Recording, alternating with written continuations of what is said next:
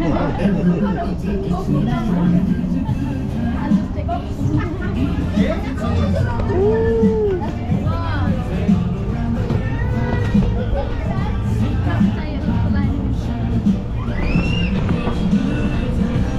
at that, it's moving. Huh?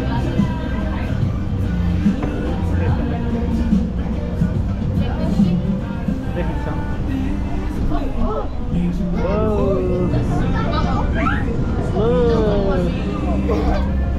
Look at that. My shoes are slippery.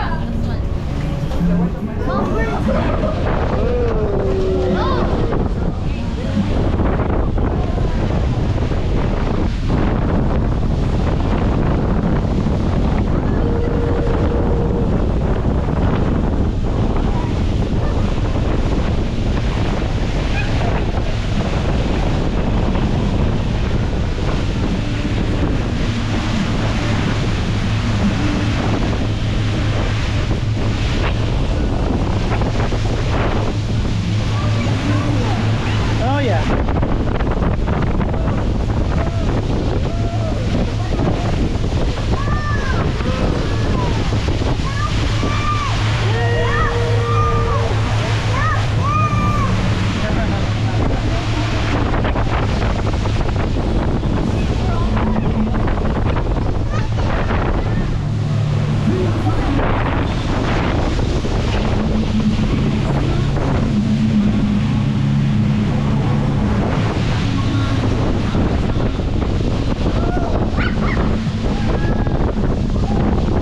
Alright, everybody, give us up from right here side. You're going to see our first stop on the tour, the big Navy Blue Ticket. This is the battleship Texas, built in 1912, the same year the Titanic sank.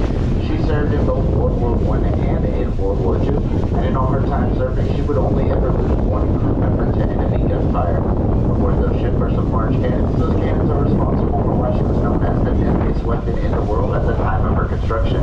They are 14-inch 45mm cannons, and they fire a bullet and a shell that weigh as much as a small Volkswagen car.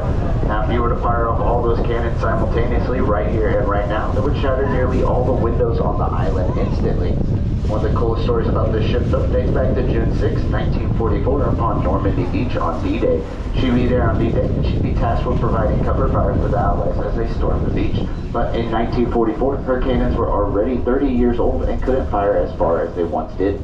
So what the captain would actually do is intentionally flood the right-hand side of his ship, causing it to list or lean over, give around 4 degrees of extra height for a higher angle and a higher trajectory on those routes. And she'd be a huge factor on why we had any success upon Normandy. Now, this ship is a huge piece of American history, 113 years old. It is the only battleship that served in World War I and in World War II that is still floating to this day. She was brought here from the San Jacinto Monument in La Porte, Texas for a 3-year, $65 million restoration, and she will be complete by the beginning of next year, move down to Pier 15, and stay here in Galveston indefinitely as a fully functioning museum.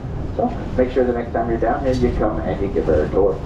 If y'all look in front of the battleship, though, you're going to see 2 very, very tall towers. These are semi-submersible oil rigs. Oil rigs that aren't fixed to the ground, but can actually move around similar to a boat, thanks to thrusters under each one of those pylons. Now, these oil rigs are here in Galveston, no longer functioning because they are haunted. These oil rigs are haunted by Elon Musk. I'm just kidding, Elon does not haunt them, but he did purchase them, and he plans on turning them into SpaceX launch platforms. So maybe next time you see them, they'll be off the coast of Florida, launching rockets and catch them on their way back down.